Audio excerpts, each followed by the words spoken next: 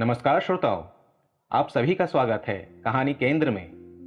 मेरा नाम है मलय भट्टाचार्य। आज मैं आपको सुनाने वाला हूं लेखक फणीश्वर नाथ रेणु की लिखी कहानी नेपथ्य का अभिनेता। कहानी शुरू करने से पहले सभी से ये निवेदन करता हूं कि जिन्होंने अभी तक चैनल को सब्सक्राइब नहीं किया है वे चैनल को सब्सक्राइब करके उसका एक बेशकीमती हिस्सा बन जाइए, जिससे कि आने वाले दिनों में अपलोड होने वाली अच्छी अच्छी कहानियां आप सुन सकें। तो शुरू करते हैं आज की कहानी।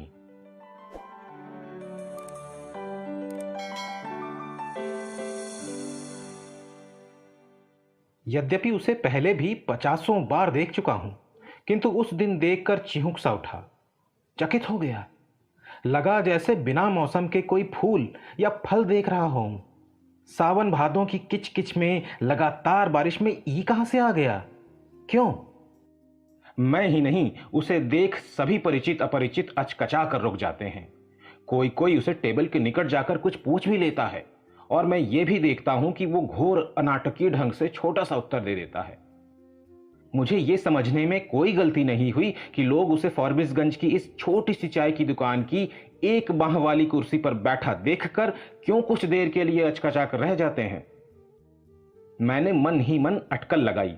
प्राय 30-31 वर्ष पहले इस व्यक्ति को पहले पहल देखा था, सन 1929 में। उसी साल पहले पहल गुलाब बाग मेला में इतना सटकर हवाई जहाज देखा था कि वो सन ईस्वी अभी तक झकझक मन में याद है। सन 1929 में मैं 8-9 वर्ष का था। उसी वर्ष गुलाब बाग मेला में कलकत्ता की मशहूर थिएटर कंपनी आई थी और लोगों की अपार भीड़ जमा हुई थी। तिल धरने की भी जगह नहीं थी। मंच पर ही गाड़ी आती जाती थी, इंजन सहित पुक्का फाड़ती धुआं उगलती हुई और लाल पीली रोशनी में अनेक परियां नाचती हुई। जीवन में पहले पहल थिएटर देखकर कितना उत्तेजित हो गया था, आज भी वो दिन अभी तक मन में है। कितना आश्चर्यजनक। किंतु जब स्कूल खुला तो सहपाठी बकुल बनर्जी ने मेरे मन को छोटा कर दिया था। यद्यपि वो भी उन दिनों 8-9 वर्ष का ही था, किंतु बहुत ही तेज जन्मजात आर्ट क्रिटिक।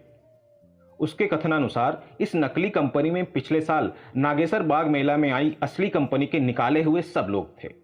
किंतु बकुल मुझे उदास देखकर बोला था, तब भी एक बात है इस कंपनी में, जिस मानुस ने रेलवे पोर्टर का पार्ट किया है वो नागेसर बाग मेले में आया हुआ कंपनी में भी यही पार्ट करता था। यानी वेटिंग रूम में सोई हुआ लड़का को मारता था छुरा से। उसको तो नकली नहीं कहने को सकता। आज भी मेरे मन में उस समय की सभी बातें हैं। गुलाब बाग मेला, पंजाब मेल का रेलवे पोर्टर, लड़के का खून, बकुल की बातें। करीब 4 या 5 वर्ष उपरांत सिंहेश्वर मेला में आई हुई उमाकांत झा कंपनी में इस व्यक्ति को पुनः देखा था। बिल्व मंगल नाटक में चिंताबाई की मजलिस में भोथिया बाबा जी के भेष में। काया का पिंजरा डोले रे, सांस का पंछी बोले गाता हुआ बड़ा ही सुरगर कंठ था। गुलाब बाग वाली कंपनी में लड़के की हत्या करने वाला, माने हत्यारे का पार्ट करने वाला, बाबा जी के गेरुआ वस्त्र में। अपनी बोली वो अधिक देर तक नहीं छुपा सका। मैं भट्ट से तुरंत पहचान गया। किंतु जब वो पारसी नौटंकी के एक दृश्य में कवित्व पढ़ रहा था, मृदंग कहे धिक है, मंजीर कहे किनको किनको, तब हाथ नचाए के गणिका कहती, इनको इनको इनको इनको। उस समय मुझे तनिक भी शंका नहीं रह गई। खूब परिछा कर पहचान गया था बाबा जी को। वही था जो गुलाब मेला कंपनी में वेटिंग रूम में सूतल लड़के के छुरा भोंकने के पहले कांपते हाथ और थरथराते छुरे को देख पागल जैसा बड़बड़ा उठता था। क्यों मेरे हाथ, तू क्यों थरथरा रहा है? तू तो केवल अपने मालिक का हुक्म अदा कर रहा है। मत कांप मेरे खंजर, वक्त बर्बाद मत कर। शिकार सोया है चादर तान कर, ले तू भी अपना काम कर। बस की डुग्गी पर बड़ी जोर से चोट पड़ी थी। सभी हड़बड़ा गए थे। ये सब कुछ मेरे मन में है।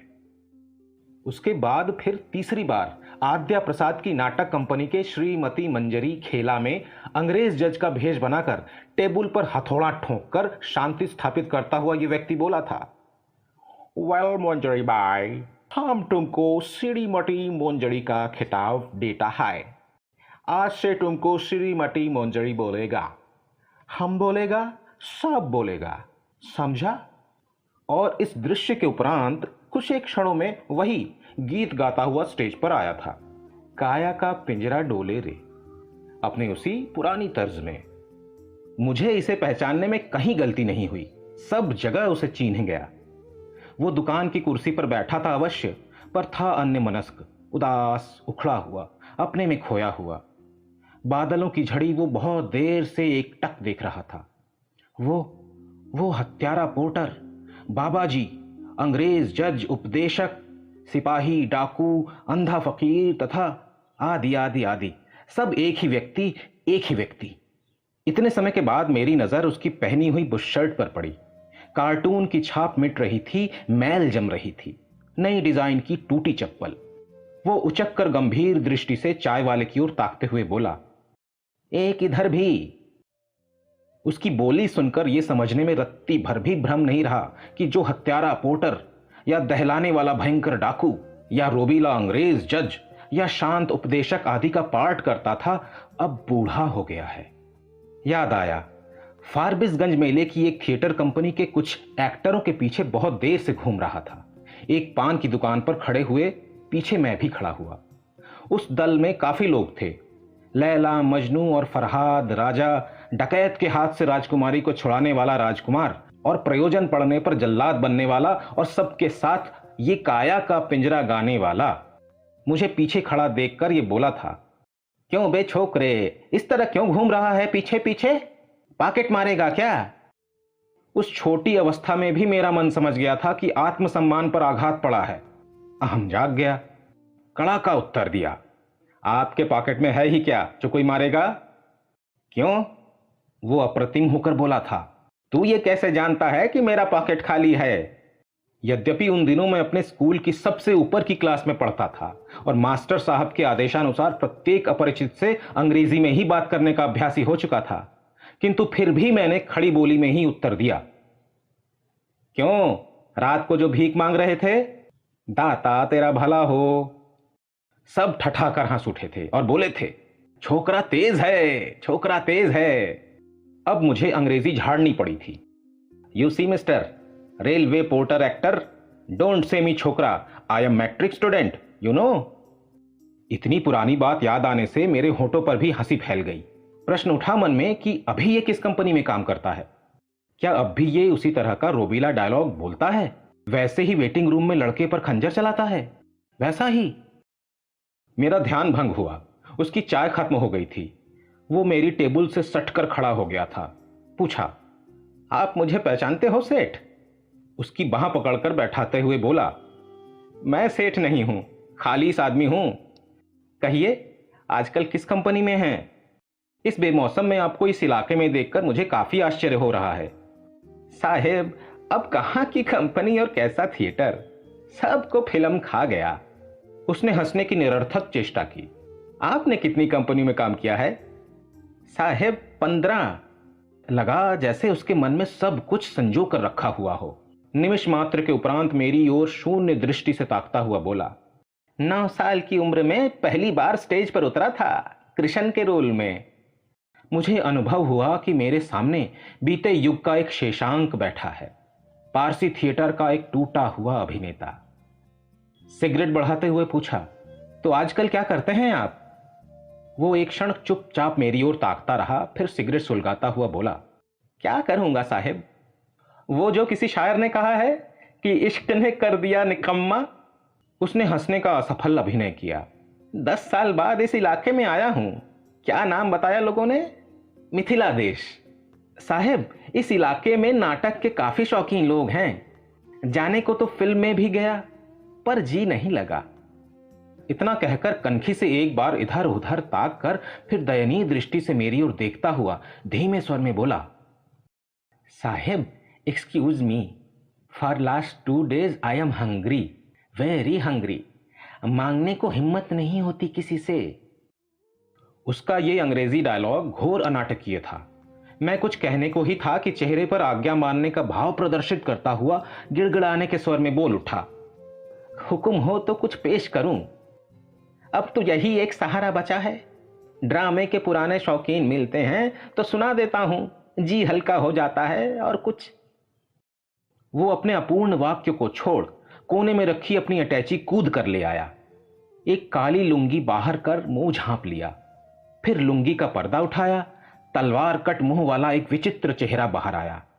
मध्यम स्वर में वो बोला, ये एक उदास निराश नौजवान प्रेमी का डायलॉग है। एक बार वो खकसा, पुनः बोलना शुरू किया, जालिम चपला, ये क्या किया? तुमने मेरे दिल के 1000 टुकड़े कर दिए। जालिम, तूने ये क्या कर डाला, क्या कर डाला चपला? चपला चली गई तू, चपला चली गई तू मुझे तड़पता छोड़कर। इसके बाद हिचकियां लेते हुए वो जो संवाद बोला वो मैं नहीं कह सकूंगा। दुकान में लोगों की भीड़ लग गई थी। चारों किनारों से लोग झुक झुक कर देख रहे थे। सबके चेहरों पर एक विचित्रता और कौतूहल का भाव था, किंतु सभी चुप, स्तब्ध। बाहर बादल रह रह कर गरज उठता था। उसने पुनः अपने चेहरे पर लुंगी का पर्दा गिरा लिया, मानो अपने को ग्रीन रूम में ले गया हो। इस बार बड़ी बड़ी मूंछों वाला सरदार बनकर बाहर आया। पर्दा उठा, वो गरजा, क्यों बे बदकार, बता बता कहां है राजकुमार, कहां है मक्कार की औलाद? हठात इस जोशीले संवाद की उठापटक में नकली दांत का सेट छिटक कर मुंह से बाहर आ गया। इसी क्रम में उसने दर्जनों मुखड़े बनाए, कितने ही प्रकार के रास संवाद सुनाए और अंत में टोपी को भिक्षा पात्र बनाकर लोगों की ओर ताक कर बोला, दाता तेरा लाख लाख भला हो, आना, 2 पैसे ही सही। मेरा पैर धरती से स्पर्श कर गया, जैसे कहीं थोड़ी चोट लगी हो, एक झटका लगा हो। इस व्यक्ति ने अपनी कला के जादू से कितने वर्ष पीछे धकेल दिया था। मैं पुनः वर्तमान में लौट आया। देखा, बकुल बनर्जी मेरी ओर एक टक ताक रहा है, थोड़ा थोड़ा किनारे से मुस्कुराता हुआ। बकुल उससे जोर से पूछ बैठा, क्यों एक्टर मशाय, काल इतना मेहनत से चौंदा कर दिया, सो सब एक ही रात में भट्टी में फूंक दिया? वाह रे मशाय। जन्मजात आर्ट क्रिटिक मेरा सहपाठी बकुल बनर्जी आज भी कला और कलाकार को पहचानने का धंधा उसी प्रकार करता है। सब एक दिन जैसा ही रहा। वो मेरी ओर ताकता हुआ बकुल बोला, तू भी इसकी बात में फंस गए? मुझसे काल ये कह रहा था, for 2 days I am hungry. नहीं जानता क्यों, मुझे उस वक्त बकुल की ये बात अच्छी नहीं लगी। उसे चुप रहने का इशारा किया और फुसफुसा कर पूछा, बकुल, इसकी डोलती हुई काया के पिंजरे में जो पंछी बोल रहा है, उसकी बोली को सुनकर तुमको कुछ नहीं लगा? ठीक ठाक बताना। बकुल जैसे अवाक रह गया हो, निमिष मात्र स्तब्ध रहा, फिर धीरे से बोला, कुछ नहीं लगता तो काल ठो सारा दिन क्यों उसके साथ भीख मांगता? चोंदा तो भीख ही हुई। उसने एक निश्वास छोड़ा, फिर कहने लगा, क्या बताएं कैसा लगा? लगा तुम्हारे अथवा अन्य मित्रगणों के साथ भागकर रात भर थिएटर देखने गया हूं हॉस्टल से। मैंने कहा, हाँ बकुल, मुझे भी कुछ ऐसा ही लगा। इसी बीच वृद्ध एक्टर ने अपने दूसरे पुराने प्रसिद्ध गीत की एक पंक्ति आरंभ कर दी थी, सुबह हो गई निकल गए तारे, मुझे छोड़ो चलो मेरे प्यारे। हठात पुनः हम लोगों के मन में मेला का मौसम जगने लगा।